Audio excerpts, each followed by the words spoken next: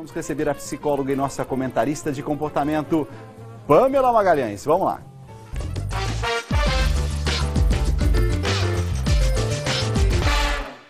Minha amiga Pamela Magalhães, seja muito bem-vinda. Muito boa noite. Boa noite, Dalcides. Boa noite para você que está nos assistindo. Amanhã é Dia dos Namorados. Isso. Então você quis fazer hoje um primeiro bloco nesse momento nosso do diálogo.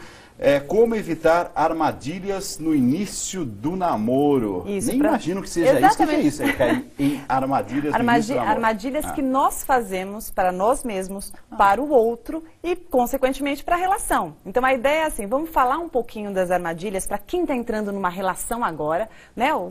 Começou a entrar ou está pensando em entrar, já ficar atento com essas questões. Por exemplo, mas quais são, assim, algumas armadilhas? Bom, são várias. A gente pode começar com excesso de disponibilidade assim que começa o namoro. Generosidade demais. Também, mas primeiro a disponibilidade. Por exemplo, a pessoa começa um namoro, está empolgada, porque quer, obviamente, que dê certo. Claro, ninguém entra no namoro para dar errado. Então, começa a relação e aí o namorado fala assim, podemos sair às 6 horas? Aí a pessoa tem, por exemplo, uma aula de inglês marcada, aí desmarca. Aí depois, e isso durante todo o começo da relação, vai desmarcando, vai sempre favorecendo o outro. E esse excesso de disponibilidade vai acostumando o parceiro. E depois quando entra na relação, a relação estabiliza, lógico, vai se acomodando nisso. Sim. E quando a relação estabiliza, o que acontece? A pessoa se sente mais segura. E aí ela vai fazendo o quê? Não, eu não posso. Agora não dá. E aí a frase que se ouve qual é? Nossa, mas você mudou tanto. O que aconteceu? Mas antes podia, antes você fazia. E isso vai estressando a relação. Boa. Isso é um ponto importante. Antes da gente falar outras armadilhas, vamos ouvir as pessoas nas ruas para tentar entender o que elas sentem que a gente, assim, está errando no início do relacionamento. Vamos lá. Vamos lá. Na sua opinião, quais são os principais erros que os casais cometem no início do namoro? No início do namoro? Primeiramente, a desconfiança um no outro. Acho que o relacionamento é baseado em confiança, né? O principal foco é o ciúmes, né? Impedir a pessoa de se relacionar com os outros amigos. Porque antes do namoro, de um relacionamento, de um casamento, tem uma vida, né? Você tem amigos, você tem tudo isso. Não sei, eu acho que os casais são verdadeiros. Eu acho que isso é necessário para um relacionamento. O pessoal fica muito assim na máscara, fazendo tipo. É isso. Ela fica tentando mostrar uma coisa que ela não é. E aí você descobre durante o relacionamento que às vezes é um defeito grave. Tipo, marcar alguma coisa e furar horário. Tipo, marca com a pessoa e fala assim, tal hora eu vou estar lá e não tá. Pra ter uma relação boa, porque a partir daquilo ali você vai saber se vai ficar mais pra frente ou não, e assim. Havendo esse respeito do espaço do outro, o relacionamento dura. Por isso eu sou casada há 40 anos.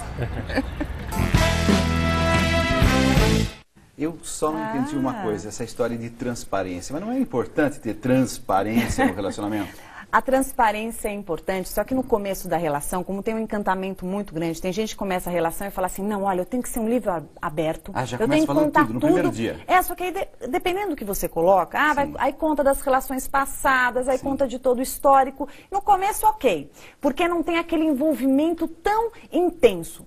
Quando começa a relação, que vai acontecendo, aí você começa a ter aquele medo enorme de perder, esses fantasmas, eles aparecem e podem pesar e muito no relacionamento. Então, cuidado com o que você coloca, que não necessariamente você precisa colocar tudo ali. Você está começando uma nova história. O chatinho do grudento.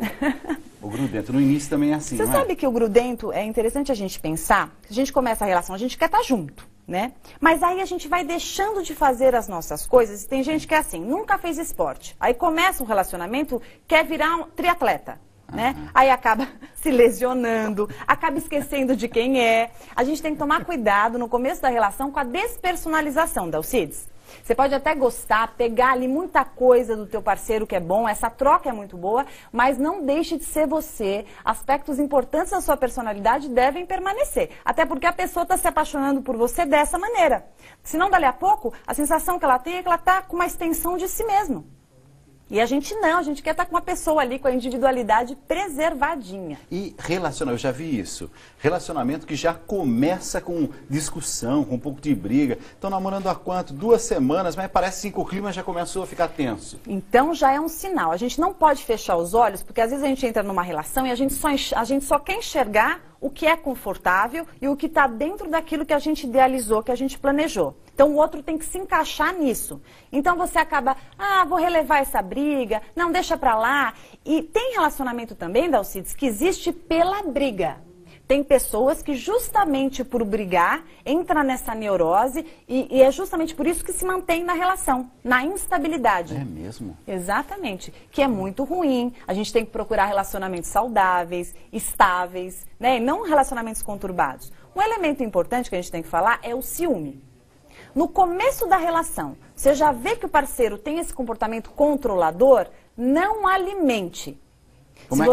Como é que eu não vou alimentar esse comportamento nele? Por exemplo, você já percebeu que ele começa a te pedir relatório de onde você foi, o que estava fazendo, quem era, e aí você vai deixando de fazer. Começa a dar o relatório, deixa de ir naquele lugar, deixa de falar com um amigo X. Se você faz isso, você está alimentando esse comportamento do parceiro e isso só tende a evoluir e aumentar. Então é desde o comecinho que você tem que mostrar, olha, eu não gosto assim, desse jeito comigo não funciona, porque aí o parceiro ele vai entendendo, ele vai te respeitando e se tiver que permanecer com você, ele vai aceitar a sua forma de ser e vai repensar esse movimento, senão ele persiste. Entendi, mas já fiquei em crise. Por exemplo, eu chego em casa à noite e digo assim, como é que foi o seu dia? Eu estou pedindo relatório? Não. Se você está chegando em casa, como foi o seu dia, você está querendo conversar, aliás, é muito bom, porque ter um parceiro mudo é muito complicado. Né? Então, chegar, perguntar o dia é uma coisa. Agora, se eu ligo, fico controlando, eu tô vendo o horário que você entrou no WhatsApp, com quem que você estava falando, com quem... você só olha o celular.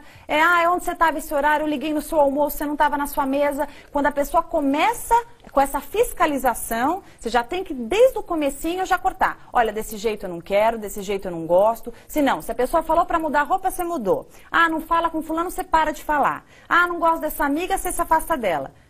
Se começa assim, só tende a crescer, porque o outro também, se você faz isso, você está alimentando esse comportamento. Então, esse comportamento, ele tende a crescer, e aí permanece, e aí o que acontece? Lá na frente, quando fica crônico, o indivíduo reclama, não aguento esse relacionamento com muito ciúme. Então, é no comecinho do namoro que você já começa ali a moldar. Querer que o outro mude. Como a gente recebe aqui e-mails, cartinhas, pessoas dizendo, ele não vai mudar nunca, será que vai mudar, será que não vai mudar?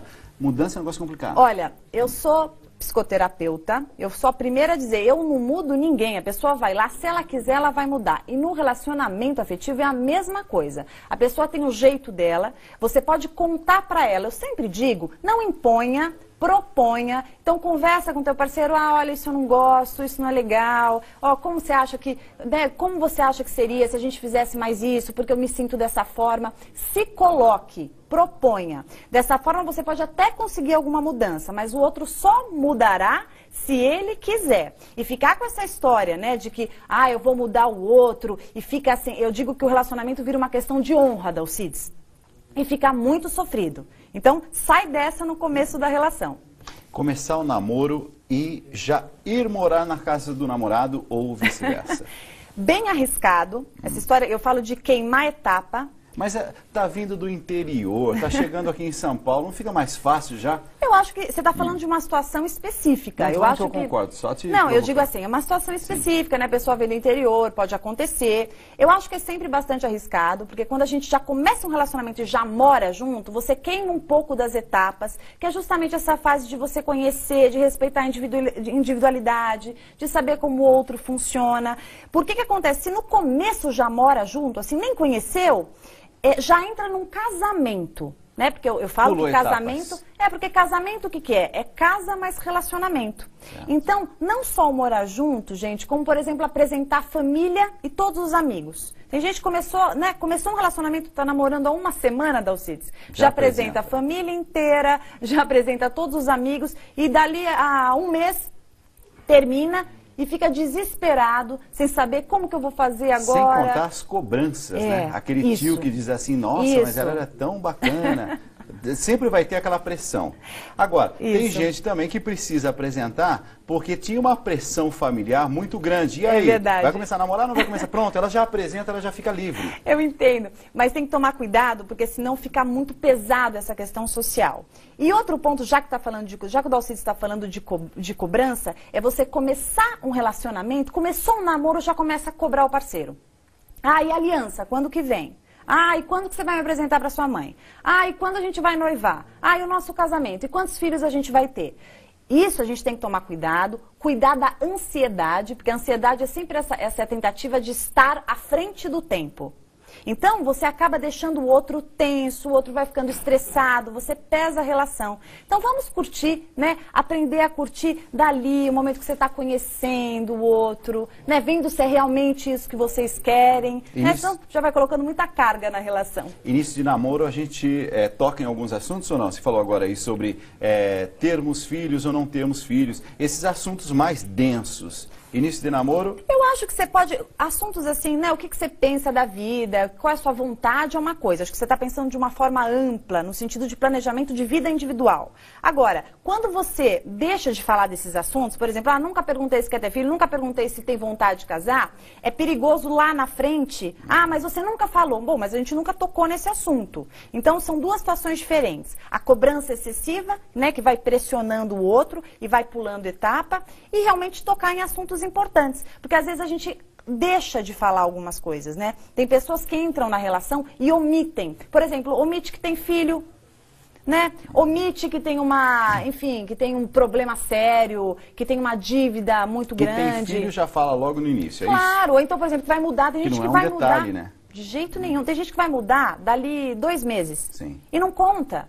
Né? Então, de repente, a outra está ali na relação, se entrega e aí vai saber disso depois. Então, tomar cuidado com essas omissões e também com as mentiras. Porque começa a relação e é uma mentirinha ali, né? Uma mentirinha colar. Aí você começa a relação, você descobre que a pessoa que você se relaciona bebe muito. E você não tinha percebido isso. Então, essas pequenas mentiras, elas podem acarretar em sérios problemas posteriormente. Antes, só que mal acompanhado. Você acredita nisso ou não? Eu acho que a gente tem que estar junto se for para agregar, se for para ser gostoso, se for para estar melhor do que estamos. Não acho ruim estar só, desde que você esteja inteiro. Até porque a gente tem que estar inteiro antes para estar com alguém. Senão, se a gente estiver pela metade se relacionar com alguém, a gente tem a tendência a outra armadilha, que são as relações fusionais. As relações que são simbióticas, que são fundidas. Por quê? Porque o indivíduo ele está carente, incompleto, ele encontra outro e ele faz essa relação fusional, que eu brinco que a gente não sabe de quem é o pé, de quem é o braço, né? E parece uma pessoa só. Relações muito perigosas e que tendem a estourar, principalmente pela falta de libido com o tempo. Quer dizer que a música de Fábio Júnior, As Duas Metades da Laranja... Eu não concordo.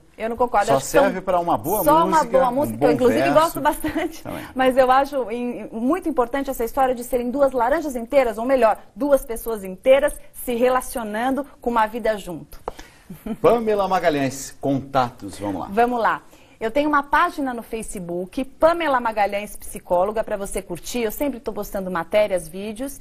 Tenho o meu site, pamelamagalhães.com.br. E é isso. Estamos aqui todas as quintas para trazer assuntos bons aqui, informativos, né? Quero te agradecer, obrigado mais uma vez por ter vindo, preparando respostas a telespectadores. Isso. Na semana que vem, gente, a gente vai responder as perguntas sobre relacionamento, então vocês mandem para mim no contato @pamelamagalhães.com.br ou para o Tribuna, para que a gente possa responder aqui. Ó, em geral, o Tribuna tá sempre bom.